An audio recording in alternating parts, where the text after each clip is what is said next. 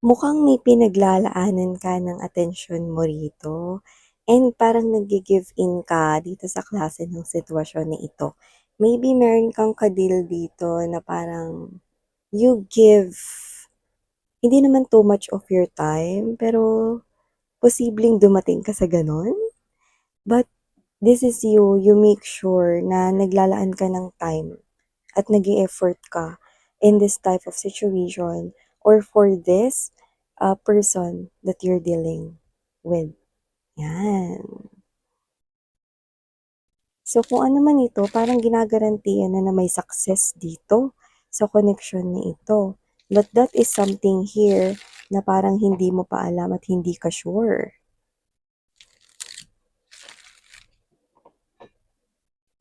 Your emotions is palaging nasiswayed, but in a beautiful way. So, I must say, na parang dito sa connection na 'to, parang yung damdamin mo is nadadala, 'yan.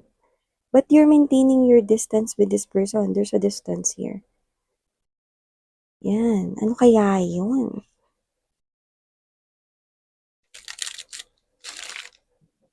Alamin natin.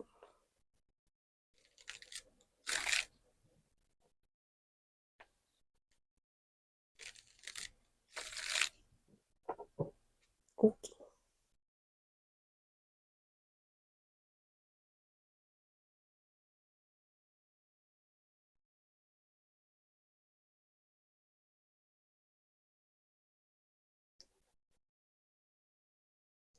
Hmm, something's fishy.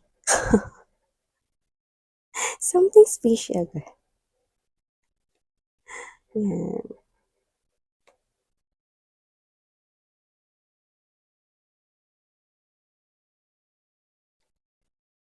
Hmm,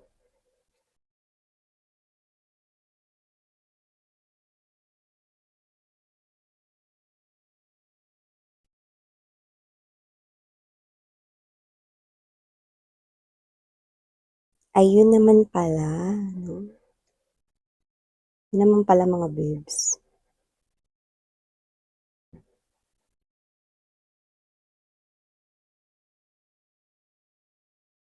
Hey there mga my loves collective! Thank you so much for always staying here with me in this channel, babe. So, bago po tayo samala, let me just greet everybody. Hi and hello there, new subscribers. Thank you so much for being here with me. At syempre, sana magstay kayo dito together with our pabalik-balik na mga viewers and subscribers. Thank you din po sa inyong lahat. So, kung hindi niyo pa knows, meron pa po tayong other channel. Ang link ay nasa ating description box. So, yun nga, no, wala tayong gender dito mga babes, babae, lalaki, LGBT, cross-watchers, yan. No? You can flip roles if you want. And of course, at the end of the day, palagi kayong may free will. Yan, no, alam naman natin na timeless din ito. So, pwedeng ito ay tapos na, nangyari na, no, or nangyayari sa kasalukuyan, or hindi pa para sa iba naman sa inyo. So, ito, sa nakikita ko rito, this could be something here na very flattering, no? Um, this is something here na bawat gising mo, bawat umagang gising mo, mukhang excited ka at masaya ka. Ayan, no? Pero nakita ko rito na parang recently or in the previous months or years here, no? Parang gumigising ka, bumabangon ka, no? Tamang kape-kape lang. Tamang kape ka lang, no? At, kayo 'to no, na parang tamang almusal lang, gigising lang, babangon lang sa umaga, gano'n 'no, pero hindi kayo excited. Pero ngayon, excited kayo. 'Yan nga ulitin ko sa inyo 'no, maaaring kung sino man yung mga makaka-resonate dito for others of you, posibleng ito yung kwento ninyo ng iyong labi-dabi 'no, before. Kaya nga sabi ko sa inyo, this take how this resonates. Pero marami-rami sa inyo yung posibleng nangyayari ito sa kasalukuyan at posibleng hindi pa at prediction sa inyong future. But I do see you right here. Eight of Wands energy, the sun, you know, you are happy waking up in the morning. Probably, you always start your day with a smile. Pag dilat mo, ganun, no? Pagbukas ng mga mata mo, no? Ang saya mo, nakangiti ka na agad, no? So, alam mo yung parang you feel so excited to wake up in the morning. You feel so excited hindi lang sa morning, every time, no? So, ano ba nangyayari dito? Bakit ka nga ba excited dito, no? And with the Six of Cups energy right here, Knight of Cups, and there's this Seven of Cups, I do see that you are talking here with someone. And I do see that this is someone new. You feel so connected with this person here, and it looks like you are finding this person here very interesting. You know, parang you want to know this person, marami kang bagay na parang gustong malaman about this person, and habang nakakausap mo siya, masaya ka eh, no? And this person flatters you, you know?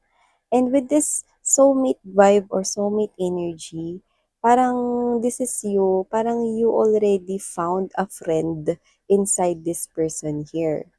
Okay? But, okay, if I if I told you guys na you found a friend in this person, doesn't have to be na gusto mo lang siya maging friends. Ibig sabihin nun, you find this person here familiar, parang you wanna accept this person here into your world permanently, gusto mo siyang magstay sa buhay mo, ganyan, gusto mo siyang patuluyin. Yan, no?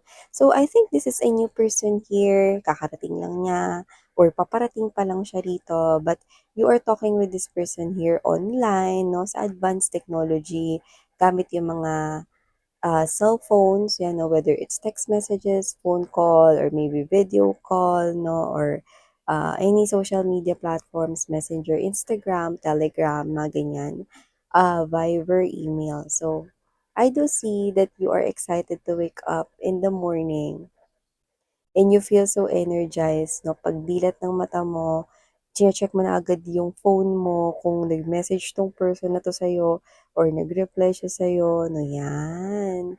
So, I think you are enjoying this person's company right here, no? Parang you are so comfortable, no? And then, kahit nasa work ka, nasa school ka, ano man yung ginagawa mo, no? Parang after mong gawin yung work mo or after mong gawin yung about sa school mo or sa studies mo kung students ka naman, no? Or students ka naman. Students naman kayo, no? Nakita ko rito na you always check your phone. Okay. Tapos 'pag nababasa mo yung mensahe niya sa'yo 'no, kahit yung mga simple text messages lang na, "How was your day? Kamusta yung subject?" Or "Kamusta yung work na ginawa mo kanina? Okey ka lang ba?" Yan, 'no. "Kumain ka na ba ng lunch?" Mga gano'n. "Nakauwi ka na ba?" Those simple messages make your heart flutters, 'di ba? So whatever the case may be, nakikita ko dito that there's a smile on your face every time you see this person pop out sa iyong phone. And whenever you open his or her message, lalo na pag tumatawag siya, ang saya-saya mo. Okay? And then you're talking with this person here all night, no? And then, pagka sobrang madaling araw na, 2:00 na, ng madaling araw, no? This person, okay lang ba sa'yo? 2:00 na ng madaling araw, baka ma-late ka sa work 'yan 'no or ma-late ka sa school. Hindi, hindi, usap pa tayo konti pa. Okey lang nag-e-enjoy ako sa mga kuwento mo, go ahead. Parang gano'n 'no. And then you enjoy this person 'no, conversation, you're talking up until madaling araw and you do not mind the time, 'di ba? Parang okey lang kahit konti yung tulog mo at maging anemic ka na. Basta makausap mo lang siya talaga 'no. So whatever the case may be, parehas naman kayo nag-e-enjoy rito, talking with each other and that's the mutual energy going on, which is very good kasi walang napipilitan ditong kausap ang isa't isa, okey?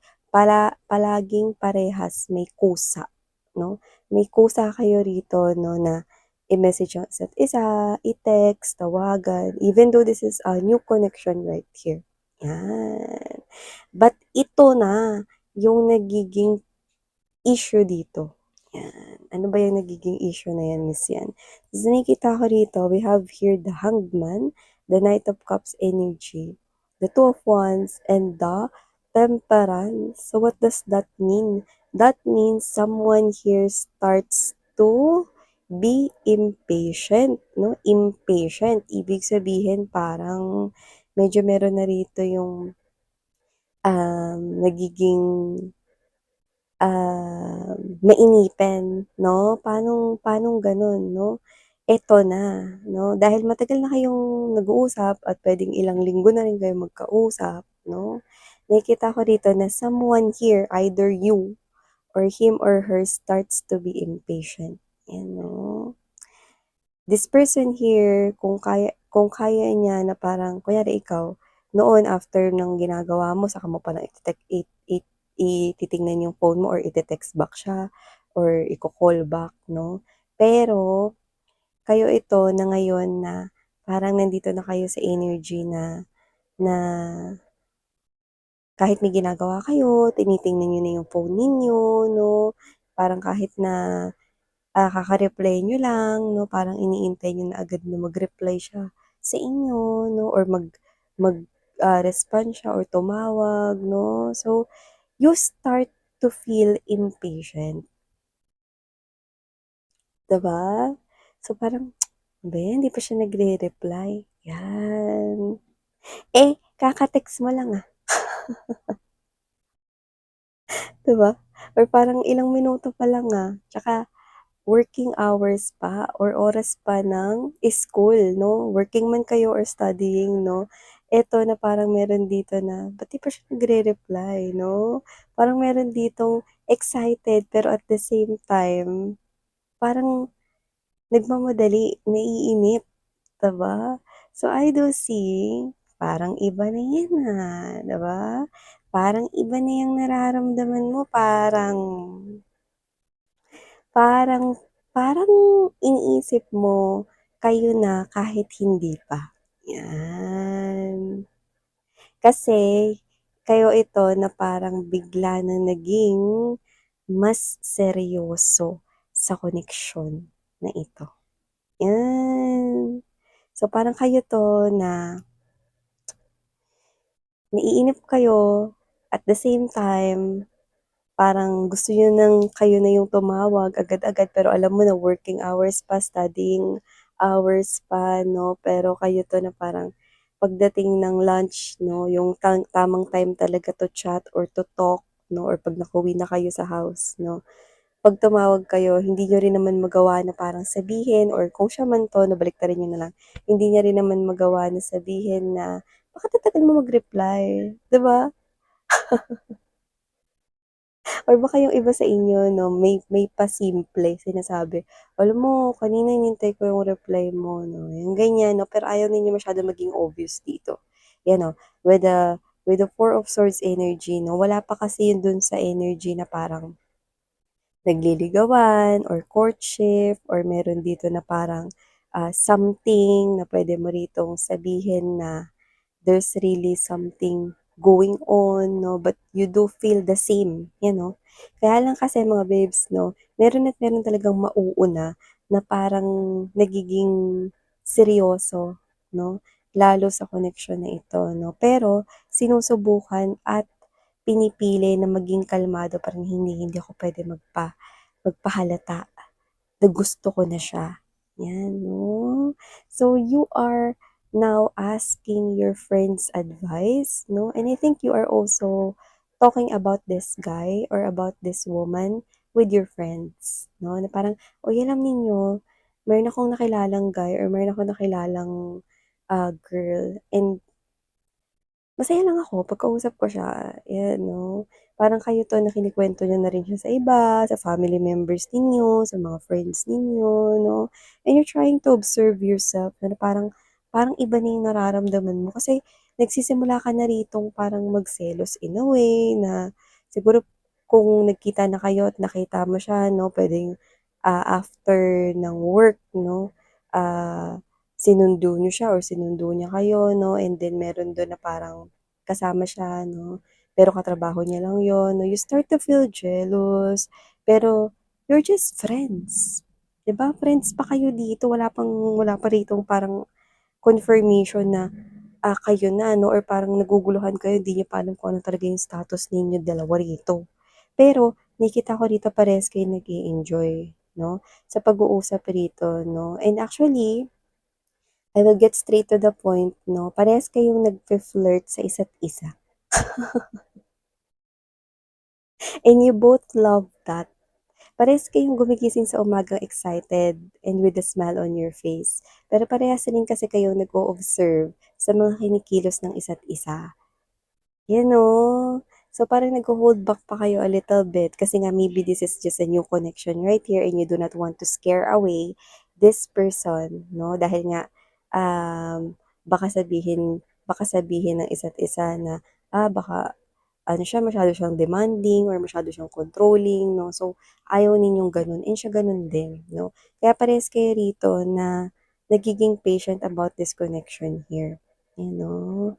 Alam niyo mga babes, no, hold back your horses because with the full card energy, the Seven of Swords, and there's this Lover's energy, may pupuntahan ang connection ninyo. Okay? So, nakikita ko dito na mag-a-unfold naturally ang inyong connection, no? So, from getting to know each other, and then you will start this friendship, nakikita ko rito, no, na magkakaroon na ng courtship sa inyong dalawa because you both feel the same way towards each other. Parehas kayo ng nararamdaman dito. You both feel the same, you're happy in this connection, and ikaw din, kinikwento ka rin niya with his or her friends. And this person right here, gustong-gusto rin niya rito na mag-reply sa'yo agad-agad, no? Hindi dahil pinaghihintay ka niya, kundi ayaw niya lang na parang, um, isipin mo na nagmamadali siya rito sa koneksyon. Kasi alam mo the moment na nakita ka niya at nakilala ka na niya, instantly, this person here, interesado na siya agad sa'yo. And this person here, mas naging interesado siya rito nung nagsimula na kayong mag-usap. Pero pinipili niya rito 'no, na maging patient 'no, at maghintay kasi isa talaga siya ritong gentleman or gentlewoman right here.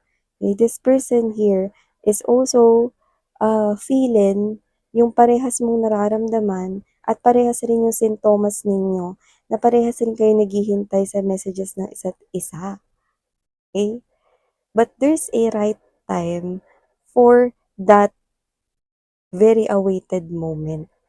Diba? So just enjoy the moment here because this person here is also getting serious with you. Okay? Mas maganda isipin mo kung ano yung magiging tawagan ninyo. Kasi malapit na rin kayong maging kayo. You know? So whatever the case may be, sabi ko nga sa inyo, the very much awaited moment is about to happen here. So no need to be impatient and no need to worry because you both feel the same way towards each other. This person here likes you. Yeah, as much as you do. So I do see that this person here is someone that is, para kayong nagmi-mirror sa isa't isa.